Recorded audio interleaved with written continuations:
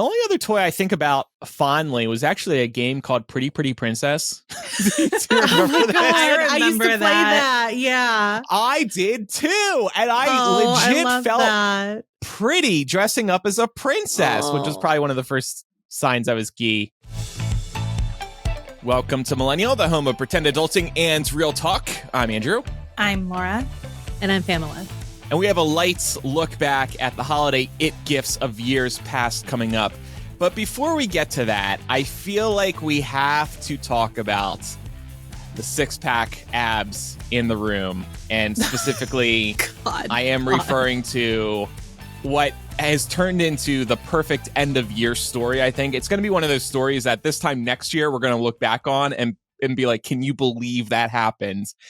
So I'm talking about this person who assassinated the CEO of United Healthcare last week, and he did it seemingly because of how broken and predatory the system is. And the way the story has just played out is so interesting. Laura, I feel like I'm turning into a true crime fan like you have been. Yeah, I can tell. To run through some details really quick, the police, they released this photo of him checking into his hostel in which he pulls down his mask because the woman who was checking him in was flirting with him. And she said, pull your mask down, babe. I don't know if she said babe, but she said, pull your mask down.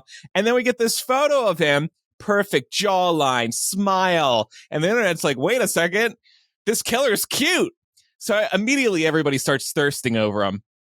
And because of this woman flirting with him, we get this decent look. So then he flees the state and he's caught at a McDonald's by an employee who recognizes him from that photo.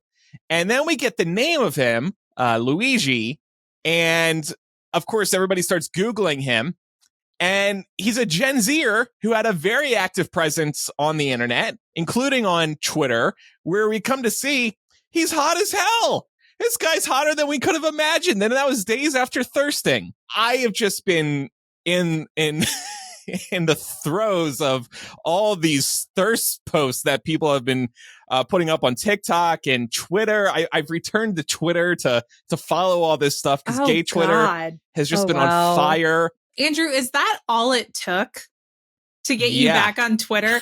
2 weeks ago, you made this broad proclamation about how you were leaving Twitter and now you're back? I need to laugh, Laura. Look at what we're facing in 2025. I need to find some chuckles somewhere. This is proof that Twitter just still does it better when there's big viral news. They really do. I'm sorry. And look, I still have not... I have not installed Twitter on my phone again. I still have to look on my computer, so I'm still separated from it. But okay, you still have boundaries. You show some restraint. What do you two make of all the reactions around this guy? Is it inappropriate? Are you too disgusted? Or are you having a laugh too? Maybe a little inappropriate, but also I'm not surprised because the internet's gonna thirst. Like, you remember Prison Bay? This is not the internet's first rodeo with convicted people. So I love you, Andrew, but I think boy. I think you're part of the problem. No. Because we have to let's think about this whole story. We've been sitting here for how long now? Like 5 minutes talking about how hot this guy is. And we're kind of burying the lead because we're basically glossing over what it is he did and focusing instead on the story of how hot he is and how people are thirsting after him. The reality is he murdered someone in cold blood. And I think it's pretty fucked up that as a society, we can't actually we actually can't wrap our arms around a productive solution to the broken healthcare system in this country. But we're basically all rallying around someone murdering another person who, I mean, to be quite honest, is our healthcare CEOs part of the problem, of course, but the problem is much bigger than just them. So one, I don't think this actually is going to do anything. And two, you have, someone whose life was taken, their families' lives were changed forever. This, 26-year-old, his life is never going to be the same. Like, it's very sad to me that this is where we are. Not to say that there haven't been some memes that have made me chuckle, because I'm human, but I think altogether, the story focusing so much on what a thirst trap this guy is to some is missing the point. If this was a different situation where he had, he was a school shooter or something horrific like that, nobody would be commenting, I like to think, on the attractiveness of this guy.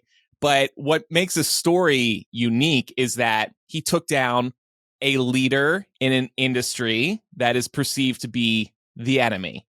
And when we found out about, his Twitter, got his name and all that, people, oh my God, this guy was all over the internet. He had a Goodreads account, Reddit, all this. We learned that he had some very serious back issues that seemed to have been resolved when he did get this surgery on his back. And we still need to find out why exactly he did this. Presumably it has something to do with that surgery and the bills there. But look, I agree, murder, bad. But he got people talking about the state of the industry, and I think that was one of his goals. Well, and I think that's part of the reason why it's so easy for like the internet to make light of this and to lose sight of the bigger picture, like Laura was saying. It's because, like, we all know that the system is completely broken, and that this country cares more about big pharma and like the medical industry than it does about making sure that people have access to healthcare that sometimes they need to survive, to live. Look at the cost of like the insulin before Biden put a cap on it. That's something that people need to live. Yeah. And if you can't afford it, tough shit. Good luck. I guess you're going to die. Right. That's the state of America, and it's really sad.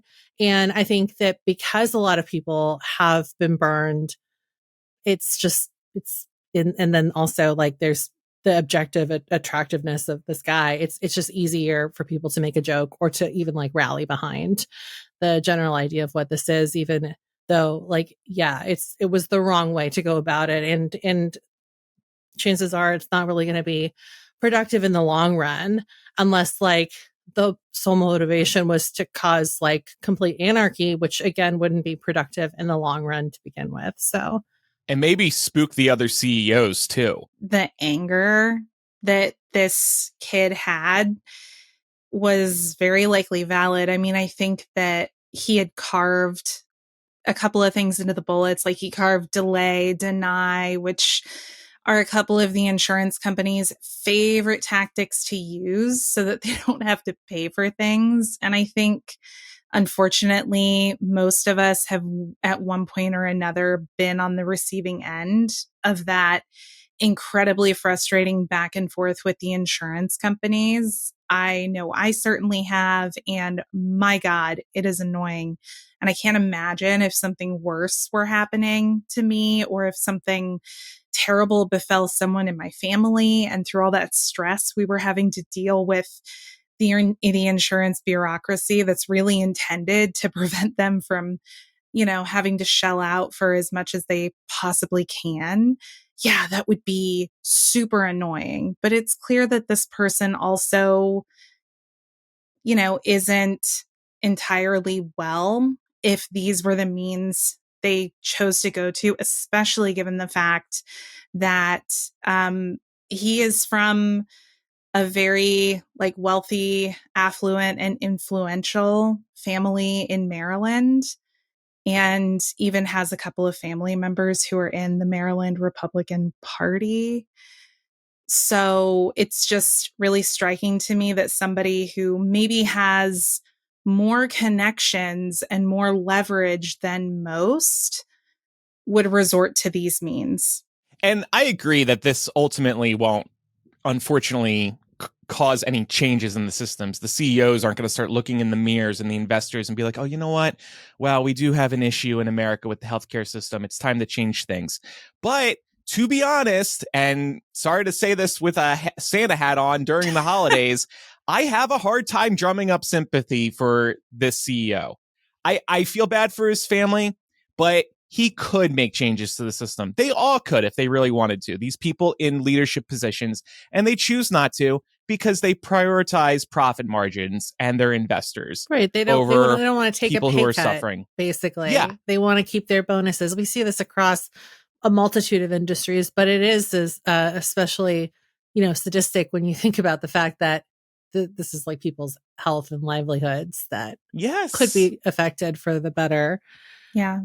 Everybody, if you haven't been personally effed by the healthcare system in this country, you know somebody who has or who has suffered greatly because of it. The fact too that the difference between like you owing like thousands and owing nothing comes down to like verbiage and wordage alone, and how like things are coded is insane. Yeah. And just the individual who reviews your claim. Right. Sometimes it just comes down to luck of the draw of who is reviewing it and what their particular lens is of what qualifies under the really garbled and bureaucratic standards that they have in place. It really is fucked up. And I mean, I'm frustrated with it. I think most Americans are frustrated by it, which to your point, Andrew, I think that's why everyone is so focused on this topic right now.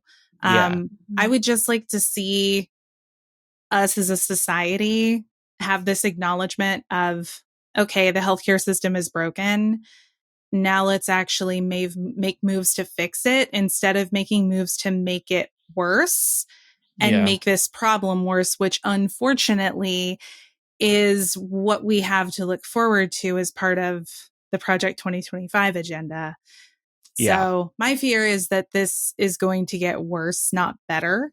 And the last thing I'll say about Luigi Mangione is that it seems like we've been learning that he's been estranged from his friends and family for months now. He probably was not well in the months leading up to this mentally. And we don't know exactly what that means, but something was up and people couldn't get to him. And this wasn't the right thing to do. No, of course. Just so. Anyway, no, but I feel like there's a human moment in that, in being able to hold both concepts of like, yes, it's fucked up and terrible and this wasn't the way to do it. But the frustration with the American healthcare system is palpable, and it's probably not reasonable to expect people to not express those frustrations in this moment.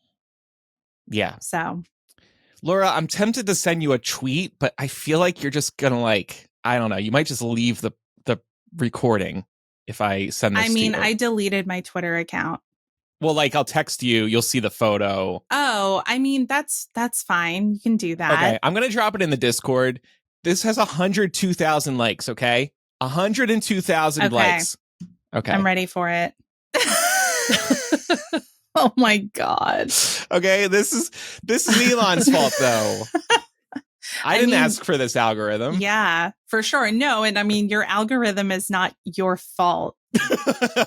Well, it might be a little bit. Well, yeah, I might be hitting like on too many things. It's not it's your subconscious's fault. That's true. Yeah.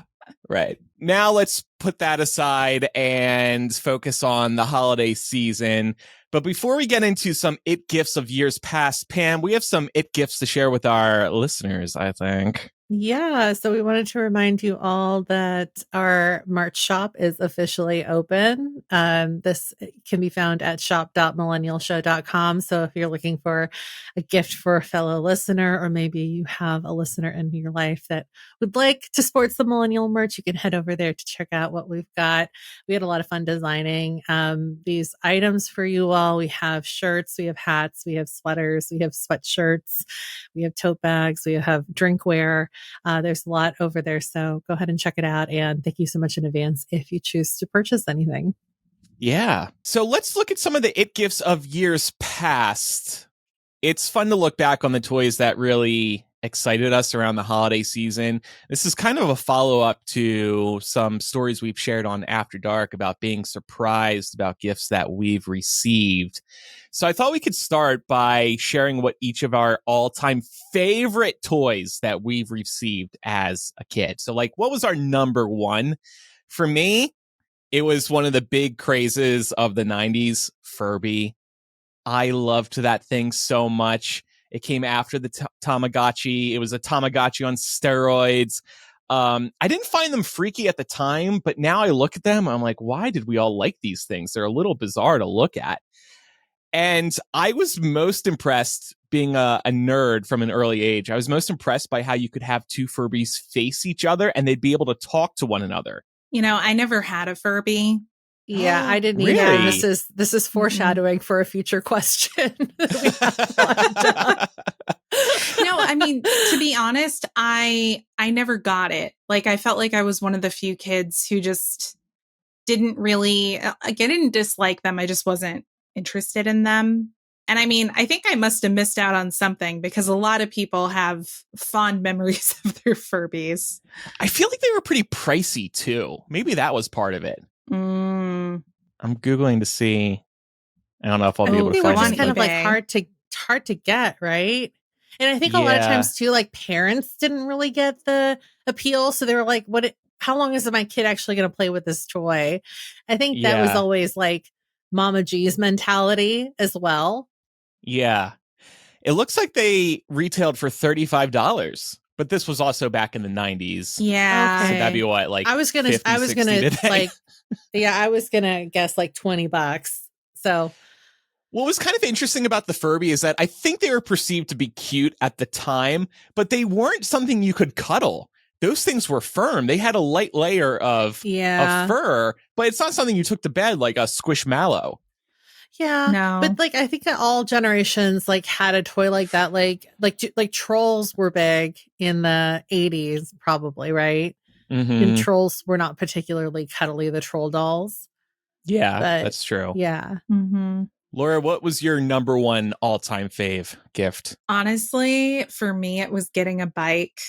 I remember, and I mean, I had a tricycle when I was really little, but I remember when I got my first, two-wheel bike, and that was really exciting. I just remember coming out on Christmas morning, and it was just stood on its kickstand in front of the Christmas tree. I think my parents might have even put a bow on it. But I remember being so excited for that because I think to little Laura, that was like the first feeling of freedom. Yeah. That I would get as a kid, that like, I can just go wherever I want. I couldn't actually. It was just in my head. I thought I could go wherever I wanted. And me and my friends can just go and do things, and we won't like always be close enough for the adults to, spy on us and stuff. So there was definitely a sense of excitement with that. I feel like it's kind of the childhood precursor to getting your driver's license when you're a teenager. I actually remember that bike because it was the first time I said the word fuck. I was wow. I was like 9, and I wiped out on my bike really badly and skinned the whole forearm here, and it hurt really bad. And I let it fly as soon as I hit the ground. Pam, what is your all-time favorite gift? I was trying to think about this because it was hard to pick just one, but I think it was probably the American Girl doll, like just getting that Christmas morning, because that was like, it felt like at the time such an upgrade from Barbies. Like, no shade to Barbies, because I played with Barbies a lot as a kid, but just like opening that up and not expecting it to like be under the tree. I just remember that so vividly. Especially because when you're a child of divorce, usually you have 2 Christmases, and I don't even think I told like my dad that I wanted the doll, but obviously like my parents were always talking about this stuff. So my mom must have said like, oh, she really wants an American Girl doll. And so he like went out and ordered one for me. And yeah, it was really like, it was super exciting to open that up. So. Yeah. And back then, I mean, ordering one, I mean, he was having to order from like a magazine or something, right? You had to order the catalog and like do it the old fashioned way. So yeah, it's not as simple as going to the American Girl store. Not anymore. Yeah, not anymore. Not back then. Right. Can you imagine doing that today? Having to ordering from a catalog? Yeah. I guess you could call it in or fill out a physical order form, put it in the mail. Yeah, he would have either had to like call in or like send a check or like or order over the phone and give someone the credit card number. Yeah. And now at least I'm kind of addicted to checking in on the status of orders. Like, oh, has it shipped yet? Has there been an update to we didn't get any of that back in the 90s. No, you just had to wait for it. Yeah, pray it showed up on time. It is crazy. So true. How the times have changed. Because I don't know if you've noticed this, Andrew, but if you use your Apple credit card to purchase something, the Apple Wallet app will update you when the merchant has received your order, prepared your order, and when they've shipped it. I noticed that recently. That's right. Because Pam, you ended up getting one too, right? Or is it with a different card that you were noticing that? No, it just like it was through Etsy. I just used my Apple Pay. Yeah, okay, I think it's a new feature through Apple Pay in general. Yeah. Pat was talking about this the other day too. Mm-hmm. Yeah. All right, well, we're going to look at other toys that were the it toys on any given year back when we were growing up. But first, we're going to take a quick break and we'll be right back.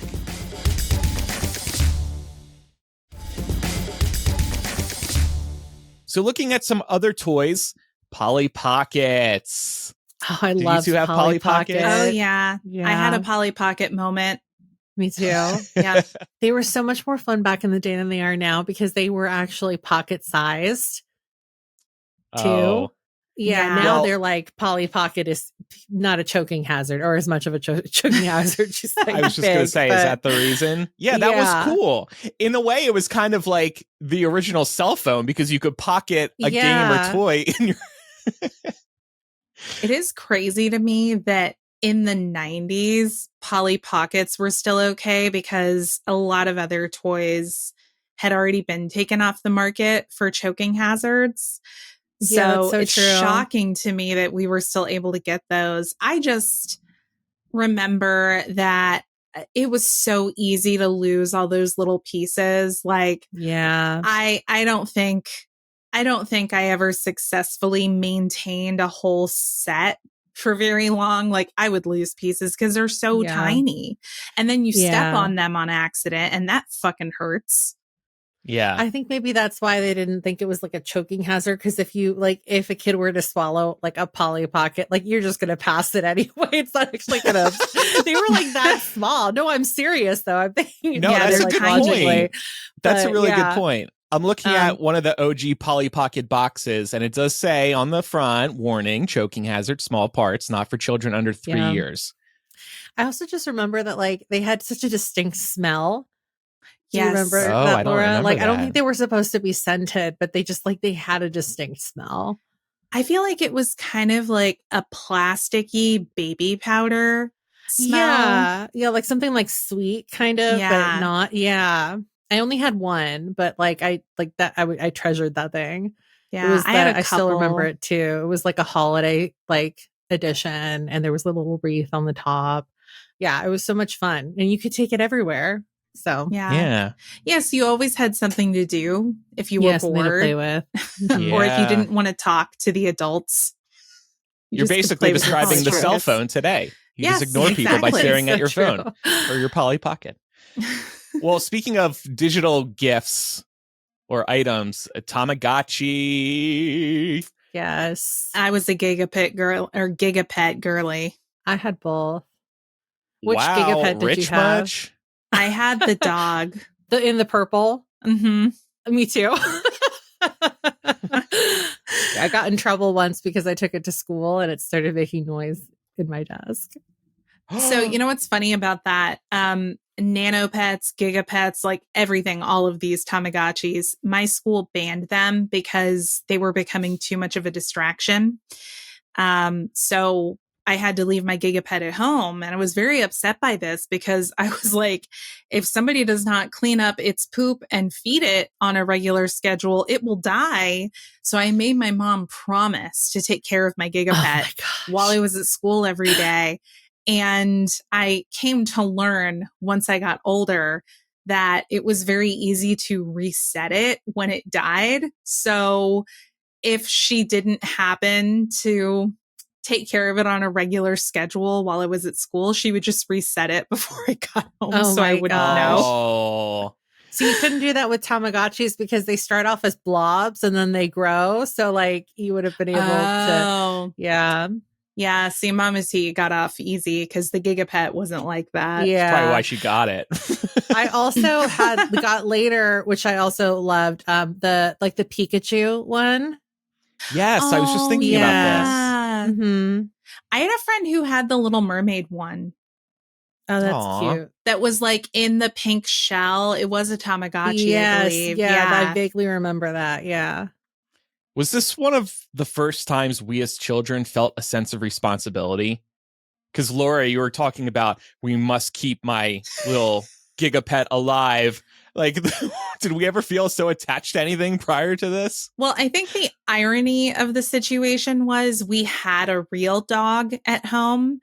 And I, like, in my youthful immaturity, I wasn't thinking so much about the real dog's maintenance because my parents were doing that, right? So I was like, well, I'm not worried about Sophie because you and Dad are taking care of Sophie, but who is taking care of my Gigapet?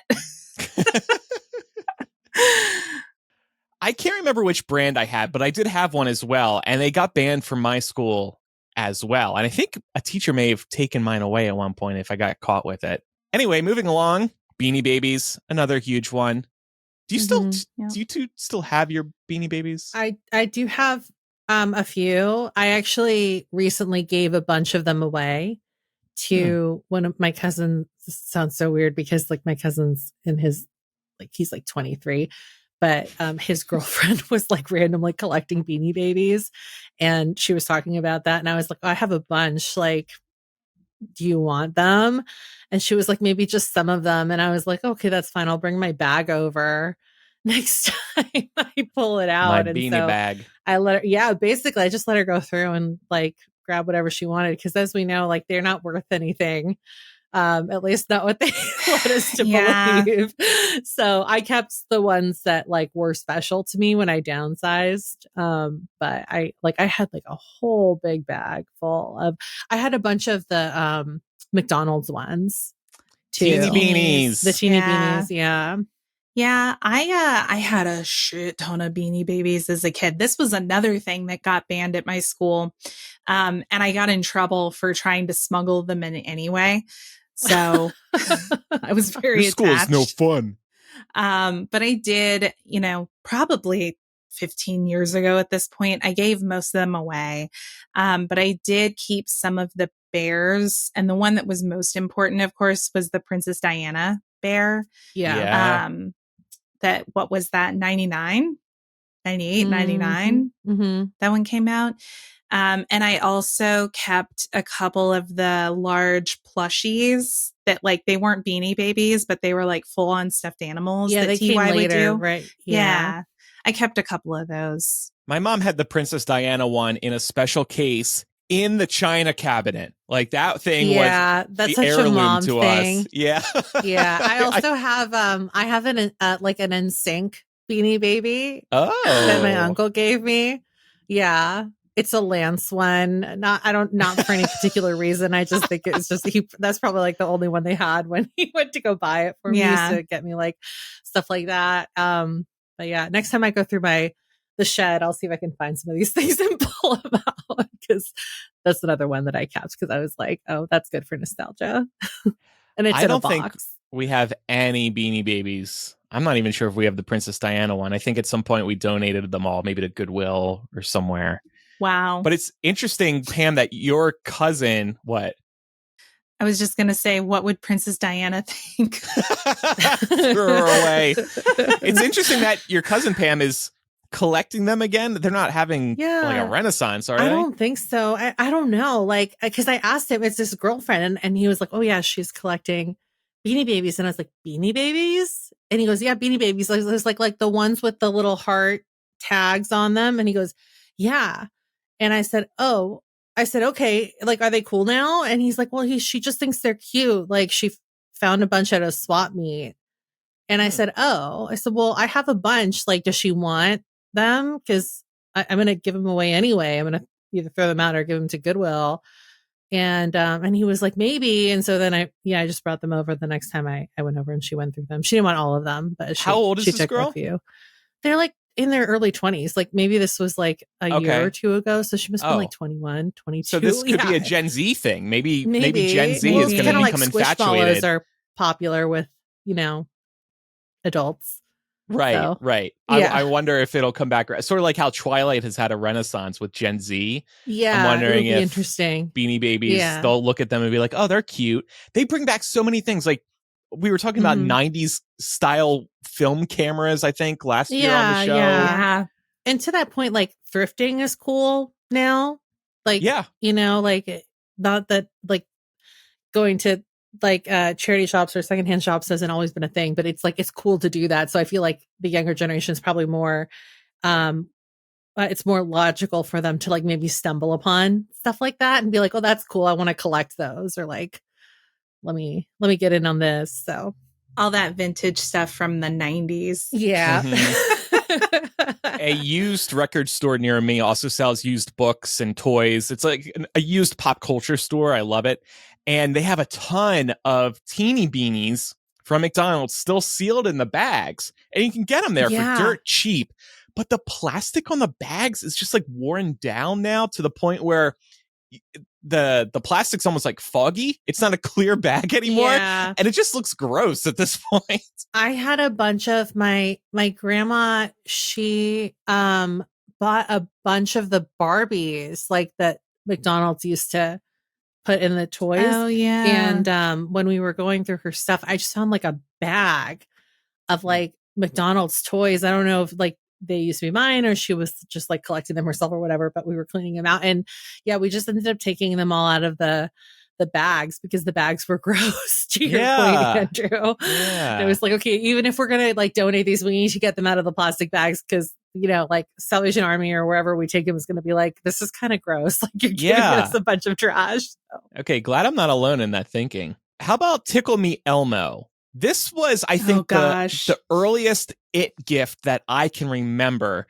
It came out originally in 1996. It was very hard to come by post-Thanksgiving that year. People were flipping them online and I guess in toy stores for over $1,500 a pop. I think I remember news footage of like people rushing KB Toys and those other toy stores to try and grab them. This thing was wildly popular. I'm not sure we ever had one. My brother, he was born in 96, so he was right around the right age, I think, maybe to give him a Tickle Me Elmo by the end of 96 for the holidays. But yeah, that was a big one. Yeah. And it had a resurgence about 10 years later in 2006. And I remember that because I was working at Target at the time. And oh my God, people were rabid for these Tickle Me Elmos. Our store had to put a limit on how many you could buy per day. So it was 2 units per day per person. And people would just come in every day and buy their 2 Tickle Me Elmos and take them and flip them on the internet and do whatever else. It was nuts. I ended up getting one for my little cousin because he had just been born in the summer. And so I got him one for his first Christmas. I knew that he was too little to use it at this point, but I figured that soon enough he'd be able to enjoy it. So yeah, I felt like a really cool older cousin at that point because I was like, I got like the It toy for my little cousin this year. How about Pokemon trading cards? That's probably the second earliest memory I have. Yeah. Now, I don't really remember them for Christmas per se, but it was a big deal every time you got to open up a new deck of cards or you picked them up from the store. I think they were like $3.99 a deck. Do you remember the disappointment of opening a pack and getting a bunch of energy cards and you were like, I don't want this trash. Right, because I never played the game. I was just collecting the cards. You were just collecting. Yeah. Right. That was mostly me. We would go to Japantown too, and they would always have the Japanese ones for sale. And we would get those sometimes, and that would be fun. Did you two hear that 2 months ago a Pokemon trading card game launched for iOS and Android? I had heard about that. You get to open 1 or 2 decks a day. It's one of these apps where you can pay to open up more packs and get more bonuses and stuff like that. I don't pay for this thing. Apparently it's been making a lot of money. But it's fun because it's got all the original Pokemon card designs in it, plus all of the newer decks, or at least a lot of the newer decks. Like right now I'm going to open up a deck with Mewtwo on the front of it. And then see, I got a Sandshrew there, but I already have that one. Bisharp, whoever that really is. Cool. Yeah. It's fun seeing the old cards that we remember from the 90s. And I'd recommend that to anybody who wants a nostalgia hit. I was just going to say that I like the artwork of the 90s and the early 2000s cards. And I've seen some of the newer ones and they have like that CGI kind of look too. Yeah. And it's just like not as like whimsical. Yeah. But I did love too that they, when Detective Pikachu came out, they gave out Pokemon trading cards. Yeah, that was so fun. So cool. I have like a big stack of like unopened ones because the guy at the movie place that I went to see it was like, here, just take a bunch. And I was like, thanks. Those are still, at least my nephews, they like just looking at the Pokemon cards. Like we have this big ass tub of old Pokemon cards, none of them valuable, hopefully. And they just like looking at them all and finding different colors and stuff like that. We also had the Pokedex. That was really fun to play with. Like I think I remember toy. that. Oh. Yeah. Roshni also is calling out the Harry Potter trading cards. Those were good. Yeah. Those were also Japanese, right? Like, weren't they I think Maybe they originated there. I feel like I had some, but they were Japanese trading cards. Well, similar to your point, Pam, about the art, the Harry Potter trading card game art was fabulous. So much great stuff. Kids are into Harry Potter these days, and like I have some in my family too. They don't know how good they have it with all the licensed merchandise because there was not very much when we were growing up at all. No, I have like a board game and this like pop-up like paper castle book, and that's it. Because there was like nothing. I feel like Hallmark made a lot of Harry Potter stuff back in the day. Oh, don't get me started on that. I had so much of that Harry Potter Hallmark stuff. There is a Disney trading card game called Lorcana right now, and I think it's pretty popular. The art is beautiful. Maybe it was inspired by Pokemon and Harry Potter, and of course there's countless other trading. We also we went through a Star Wars trading card phase in my house too. That was when my brother got really into Star Wars, and I had always been into it too. But but you're right. There's trading cards for everything. Did you two have Pogs? Yeah, I had a Pogs moment. I feel like my Pogs moment lasted about as long as my Polly Pocket moment. I moved on from both. They were hard quickly. They were hard to keep. Like, because they were just cardboard.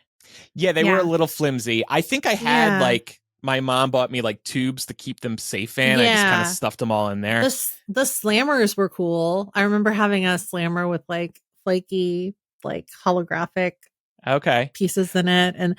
But that was like Pogs was like I think we mostly got into that because we had neighbors that were a few years older and they were into Pogs. So like, because they were into it, then you were influenced. Neighbor kids. Yeah, exactly. Those were our influencers. Honestly, I think my case was pretty similar because I got into it because there were these 3 boys that lived down the street from me that I was pretty good friends with, like the younger 2, but their older brother was really into Pogs. So I think they got into Pogs and that got me into That's exactly basically similar situation. Yeah. We had like the two older guys that lived in our neighborhood were into it. So then we were into it. But then like they got into Pokemon cards because like we were into Pokemon cards. So we were like influencing each other. Looking at video game systems, Nintendo 64 and Nintendo GameCube were both big Christmas gifts, those respective release years. The GameCube, I still have fond memories of setting it up Christmas Day and playing Crazy Taxi. That was one of the launch games with GameCube. I heard Crazy Taxi is going to be, they're making a new one, by the way, so I can't wait for that. Well, that's fun. Yeah. Oh, for me, it was all about the PlayStation 1. Oh my gosh. I was never a PlayStation person until like 5 to 7 years ago. 2017. Yeah, I was always a PlayStation kid. I never actually had any Nintendo systems, which as an adult I've come to realize is like pretty normal to have grown up with some kind of Nintendo game system. I certainly played them because my friends all had them, but we were just always a PlayStation family, and I was very happy with it because I liked the games on the PlayStation, like Crash Bandicoot, Spyro the Dragon. Those were some of my favorites. And of course, the PS1 is also where I played the iconic Harry Potter and the Sorcerer's Stone. See, I played that on GameCube. I remember playing that on GameCube. This was like game consoles or something my dad was always really good at. And like I don't know. I'm sure at some point when we got older, we were like asking for them, but it started like young. I think I must have been like 5 or something like that. And it was like a joint gift that he got me and my brother. Was the old school Nintendo, like the original console. And we still have that thing and it still works. And I love busting it out and having like Super Mario battles with whoever's in the house and stuff like that. It's so much fun. But yeah, and then later on he went on to get us the 64 and then the GameCube. And then like I think the only reason we upgraded to one of the PlayStations, whichever one had the DVD player in it first, it was primarily because of the DVD player. It must have been 2 or 3. Yeah. PlayStation 2 or 3. Yeah, because it was like, oh, I can just get them this because they don't have a DVD player anyway, and they'll have a gaming console. 2 in 1. Yeah, exactly. Do you 2 remember the GameCube had a handle on the back of it? Yeah, and you could take it. It seems so weird. Like, who's going to carry it around? I did. I brought it over to my friend's house. And we had I guess we got this for Christmas too. We had a case for the GameCube where the handle would slip through the back of the case, and then you would hold the GameCube's actual handle to carry the entire bag. I thought it was so clever. But then also, like, when you like if you ever like rented consoles from Blockbuster, it was like that was helpful too. Yeah. Good times. Well, how about some toys that came out before our time that maybe still withstood the test of time? Like I think about the Easy Bake Oven. That had come out decades prior, but I remember the year my sister got an Easy Bake Oven, and they're still around today, I think. Yeah. Mm-hmm. That was another toy that I wanted and I never got. Aw, Pam. But I think it was because my mom, like, this was something that was like big when my mom was growing up too. And she was like, oh yeah, we had an Easy Bake Oven. And I was like, and you didn't get one for your daughter? She's like, you have a real oven. Hey, you turned out all right. You bake, you cook, right? That's true. You didn't need no Easy Bake Oven. Nope. I had an Easy Bake Oven and I loved it. I will say, and I don't know if I was just a fickle child, but this could just be being a child. Thinking back on all of these things, I'm having the realization that I think I moved on from a lot of them pretty quickly. Like, I think the Easy Bake Oven was kind of a novelty, and I certainly used it quite a bit, but it did reach a point where I had gotten like my use out of it, and I don't remember ever like putting it away for the last time. It was just one of those things like I kind of grew out of. And I think that's what you see with a lot of kids' toys like this is like, we're so hype about them in the moment. But then you think back and you're like, wait, how long did I actually use this? Like the game systems, that's a different story because those serve a utility over time. But like, you know, how often was I going to be using like my Beanie Babies, for example, or my Gigapet. I was going to say too, with the Easy Bake Oven, this is like such a, like my mom mentality is like, she would prefer to get us toys that were like, that you never had to like buy add-ons for really. And with the Easy Bake Oven, as soon as you like plow through the whatever like ingredients they give you, like then you're SOL, and then the parents have to keep buying you more. And she was like, I don't want to be like beholden to that. So that was probably the thought process there. And I think for kids, and even we experience this as adults sometimes, the idea of something is greater than actually having it. So as a kid, you see maybe some other kids, or you see the commercials and you think to yourself, oh, it'd be so amazing to have an Easy Bake Oven or a yo-yo or whatever. And then you get it, and you get it with other toys at Christmas, and you don't know where to start. All these toys are competing for your attention, that some of them are going to fall by the wayside too. Yeah, I'm sure you see that with your nephews now when they open gifts. That's kind of why I'm thinking of this. Yeah, my niece too is the same way. She's like, she is excited, but she's like, in the moment, yeah, but then she's like, but I want to open this other gift, and it's a good thing I don't live close to them, because I see their excitement when I gift them their Christmas present, and then by the time I'm back like 8 months later, they're not playing with the toy anymore. Yeah, and the toy's probably already been sold at a yard sale. You kind of got to get a sense for like what they like. Like right now, I can tell she's really into like, she's like into like Play-Doh and stuff. So for her birthday, I got her kinetic sand, like a little kinetic sand kit. And that's cool. And then I was like, you see, because that was like the toy she actually opened and wanted to play with. And I was like, this is why you guys need to pay attention. Like, I'm the favorite now. I'm glad you mentioned Play-Doh. I can still smell Play-Doh. I think it smells really good. Yeah. And just the material, running it through your fingers, it was so satisfying to sculpt, and it was just like smooth and bendable, but yet it would hold its position. Yeah, I love that. I never was like a Play-Doh eater as a kid, though. I know some kids were.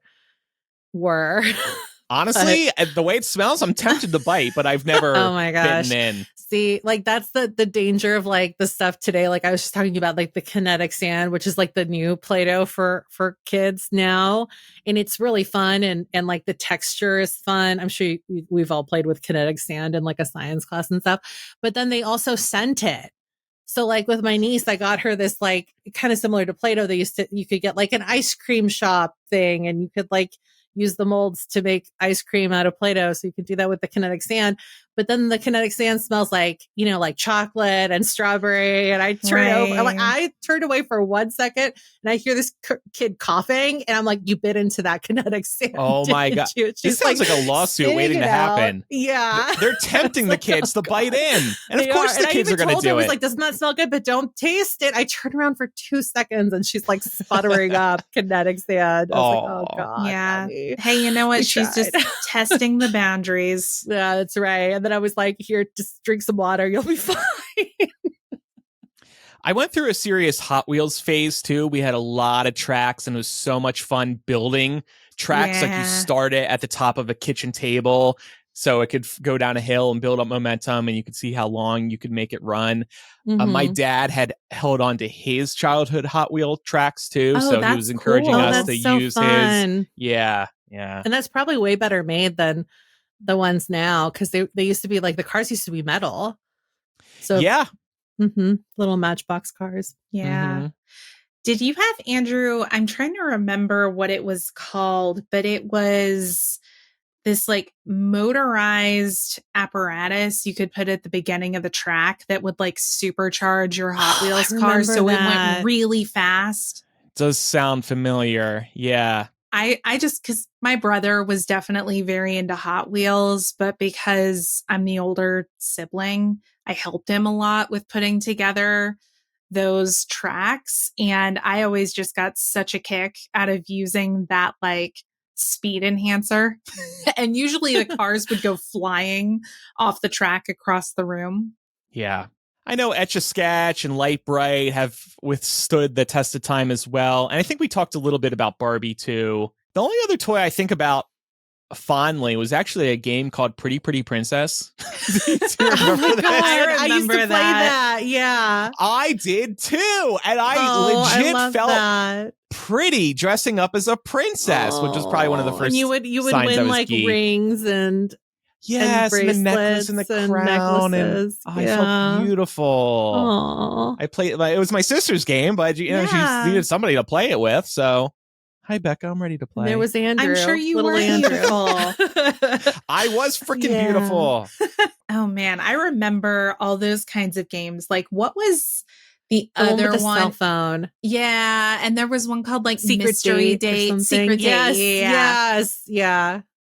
I That was vaguely fun remember too. that. Mm-hmm. During our time too, there were some other toys that were recalled and were insanely popular.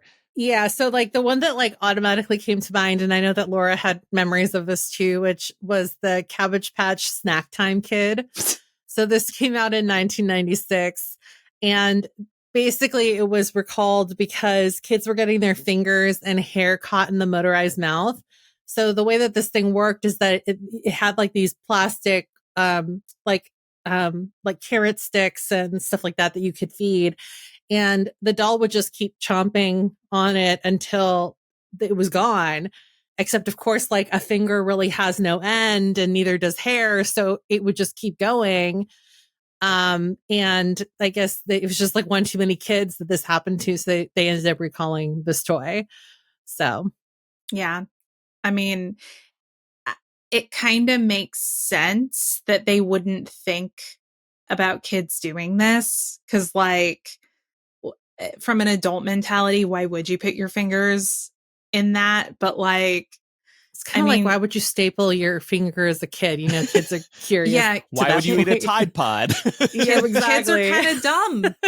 And that's okay. They're supposed to be. They're learning the world and its boundaries, and it's our job to keep them safe to the extent possible. Mm-hmm. Right, exactly. Can't watch them forever though. And then also like in relation to Cabbage Patch Kids too, Cabbage Patch Kids were also like one of the it toys. And in the 80s, there were a bunch of riots as parents were trying to get a hold of these Cabbage Patch Kid dolls. And you can like look up news footage from this point in time, and there's just some crazy footage out there of like store owners trying to like push people back. And they're like tossing dolls into the crowd. Yeah, the footage was interesting to watch, and they interview some parents and like shop workers, and these adults all are saying, these dolls are ugly. I don't get why anybody wants them. And they kind of are. They're just, I don't know. It's a product of the time. I guess it's hard to judge it 40 years later. My mom still has her Cabbage Patch doll. I ran into it when we were pulling out our stuffed animals. Remember a couple months ago? Yeah. And there was Cabbage Patch. Actually, the Cabbage Patch Andy. Its name is Cabbage Patch Andy, which is so funny. I was like, oh, she's like used to come with like a birth certificate and everything. She still has it all there. So. That's cute. And then the other big one that I pulled out when I was looking for recall toys, this I didn't realize that these were recalled, but I pulled this out because this was one of my favorites, Sky Dancers. And Laura, I think that you played with these too. These are so much fun. Oh my gosh, I was so obsessed with these. Me too. Mainly because the commercials made them seem so much more magical than they were playing with them in real life. But I did I played with them quite a bit. I did, yeah. Yeah. But you're right. The commercial was very whimsical. And so these were big from 1994 to 2000 when they were eventually recalled. And specifically, they were recalled after 150 reported injuries, including eye injuries, scratched corneas, and incidents of temporary blindness, broken teeth, one mild concussion, and a broken rib. Also, multiple facial lacerations. And it's because of the way these toys are designed. So basically, there was a base, and you would put the doll on the base, and the doll had wings, and then you would pull this string, and the doll would like fly up, but there was no way to like really aim the doll or like figure out how to control it once it was midair. And so, yeah, I guess they realized that like projectile objects in the hands of kids was probably not the safest thing to give them. So I don't think I remember ever getting hit with my own Sky Dancer. I think I avoided that. I do remember like the wings being really firm though. Heavy. Because I definitely got like my finger got hit a couple times with the wings trying to catch them. But so I could see how they could do damage. Yeah, these were actually like pretty hefty, especially for something that's supposed to be airborne. The reality is they didn't stay airborne very long, and that's probably why. But they were heavy. And yeah, if you got hit in the face with one of those, it would hurt really bad. Yeah. But I still have a few of my sky dancers. That's one of the toys that survived the Great Purge when I went through storage. I don't think I have any of mine. Yeah. I'm too nostalgic for my own good, but I think I probably kept like one or two things that like, it's like, oh, if I remember like enjoying that thoroughly, it's like, let me set one of those to the side. Good times. Well, we're going to reflect on a couple other personal stories from holidays past, but first we're going to take a quick break and we'll be right back.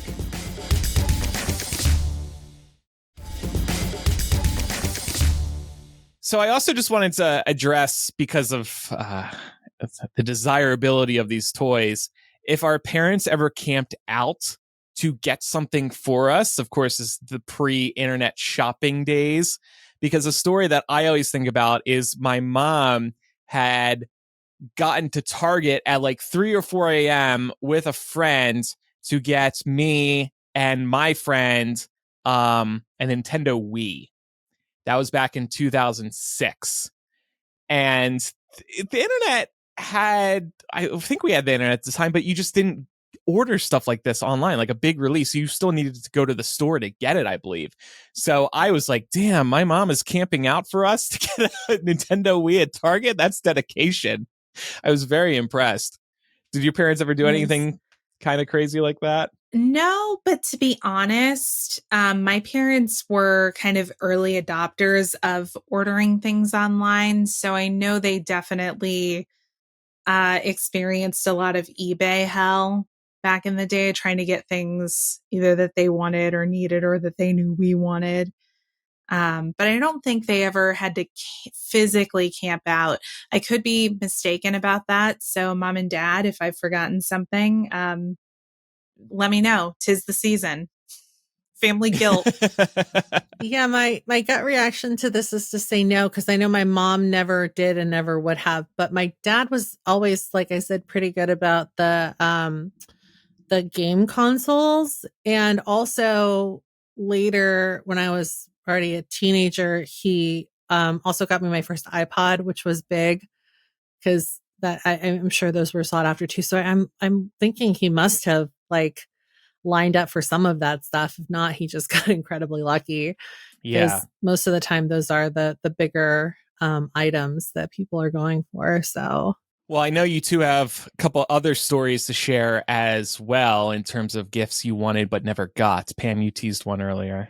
Yeah, mine was just like I said, Furby. I never had a Furby, always wanted one. And I think it was just because like my mom didn't get the appeal. So she was like, she doesn't need that. So mine is a story that actually spans 20 years. So buckle up. Wow. I'm just kidding. It's not that long. I'll give you the Reader's Digest version. So it begins with a part of my life that I don't remember because I was too little. I was like 2 or 3 at the time. But my parents took me to the zoo one day. And I guess this particular zoo had you walk in and out through the gift shop. So walking in, I was already seeing stuff in the gift shop, and I saw a stuffed animal horse that I really wanted. A little 2 or 3-year-old Laura was apparently really annoying for the rest of the day. And the entire day we were at the zoo, I was just going on about how I really wanted the horsey stuffed animal. I couldn't wait to get the horsey stuffed animal. And I think it was probably very annoying for my parents to listen to all day. And because I was like so hyper focused on this, I didn't enjoy the day at the zoo. And when we were leaving and I realized that I wasn't going to get the horsey stuffed animal, I was not happy. Apparently I had a total meltdown. And this was a story I got to hear about for years growing up. And I was like, whatever, guys, I don't even remember it. Well, fast forward about 20 years from that moment, Christmas morning, I'm like age 22 or 23. And what do I get for Christmas? I get a fucking horsey stuffed animal. I could not believe it. First of all, I was like a little confused at first when I opened the box and saw it. And I was like, oh, this is cute and it's so soft. But then I was like, wait a second. That's so sweet. This is so overdue. Thanks, Mom and Dad. 20 years too late, but you know. Yeah. Aww. That's really sweet. Yeah, I still have him. I named him Clyde. He's one of the stuffed animals I held on to. Clyde. Aww. That's a good name. Yeah. Well, speaking of gifts that really shocked or moved us, in After Dark for episode 1043, that was the episode we released the last week of November, I shared a story about being very surprised about receiving a copy of GoldenEye when I was convinced I would never receive that for Nintendo 64. We shared some other stories like that too, so check that After Dark out. And speaking of After Dark, this week we're going to not talk about gifts, actually. Well, in some ways, these were gifts because a couple weeks ago, Laura had mentioned her first date with Mark, and she said she had a good story tied to it. So we've kind of just put a pin in it, and we're going to get to that story this week in After Dark. And we thought we could carry the theme along, and I'm going to share my first date with Pat, which kind of wasn't a date. We had a third involved. And then we're going to talk about what it takes to make a good first date and give people tips to make them less nervous about going on a first date and how to enter it with confidence. So that and more will be available on our Patreon this week. After Dark is part of Mega Millennial, which you get every week when you're a patron or an Apple Podcast subscriber. It's also ad-free. Visit patreon.com/millennial to pledge today. Or Apple Podcast users can tap into the show and subscribe to the Mega Millennial feed. Other Patreon benefits include recording studio access, Smart Mouths archive releases, our community Zoom hangouts, and access to our planning meetings. It's easy to get started. Apple Podcasts and Patreon offers 7-day free trials and annual subscription discounts. Time for some recommendations. What do you have for us, Pam? I wanted to recommend checking out a holiday pop-up bar with some friends. Out here, Miracle is the company that does these takeovers, and I was checking out their website, and they actually do takeovers at various bars all around the world. So definitely check it out and see if they have some in your area. Like I said, they have them in different countries too, not just in the US, but yeah, this is just super fun. I love going to these Christmas themed bars because it just looks like Christmas threw up, and they always have themed drinks, and it's a fun night out. The one that's closest to me also is like they do have hours where it's all ages, and they have Santa come by, so like you can bring kids too, which might be nice for parents that are listening. So definitely see if that's available to you, and maybe you can make it a family thing if you want. Yeah, I love going to a holiday bar, whether it's Christmas or Halloween, because like you said, it looks like they threw up the holiday. Very Instagrammable too. Went to a Christmas bar this past Friday, got some very cute tiki mugs that I took a picture of. It's a fun time. I want to actually do a re-recommendation. So Pam, maybe earlier this year, had recommended Mighty Patches. And specifically the spot treatment ones. I had also previously recommended ones that go over your nose to clear out your pores there. But I recently tried, for I think my first time, these spot patches that you were talking about, Pam. They're for a single zit. They work really well in terms of pulling out the gross stuff, getting it out of your face, and getting you on the road to clearing that zit away. So I was very impressed by how fast and effective it worked. So definitely check those out, especially around the holiday season. Maybe you want to get rid of a zit before an important event. Yeah. They also, like, you can barely see them. I never get the invisible ones. I just usually get the regular ones. And I feel like I can walk around with those on my face and nobody can, you can barely tell where it is. Yeah. Nowadays, it's like cool for the kids to go around wearing like the star patches and stuff like that. It's called skincare. Sorry for doing it in public. But if you want to be a little bit more subtle with it, the Mighty Patches are like almost undetectable on the skin. So that's a nice honestly, added bonus too. Now I work from home, so there's that. But I've run errands while wearing one of these. I don't really care that these people I know, see. but it's nice to know that people are not like, what is that? It's like, is your skin peeling off? You know? Yeah. And I want to recommend, if you do not yet have health insurance for 2025, head on over to healthcare.gov to enroll in a plan through the marketplace.